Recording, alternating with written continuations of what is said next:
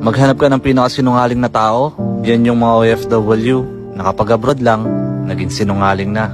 Dito ko na lang nalaman na magiging sinungaling ka pala kapag nasa ibang bansa ka na. Dito ako natutong magtago sa aking pamilya na kahit hirap ka na, lagi ko pa rin sinasabi sa kanila, okay na okay ako dito, nasa mabuting kalagayan ako. Magsisinungaling ka na lang para hindi sila mag-alala. Minsan, babagsak ka na lang sa sobrang pagod, pero bawal magpahinga.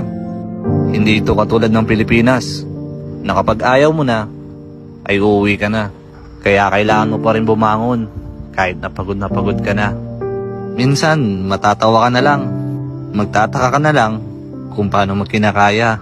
Madalas nga din pala naming itago, na kapag mag-isa na lang kami, ay umiiyak kami. Gustong gusto na kasi namin diyang umuwi sa Pilipinas.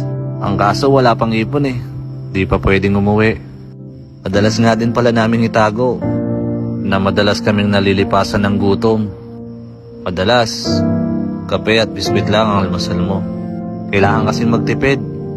Malapit na kasi yung birthday ni Bunso. Ngayon ko lang talaga napatunayan na kapag naging OFW ka na, matututo ka talaga magsinungaling para di sila mag-alala.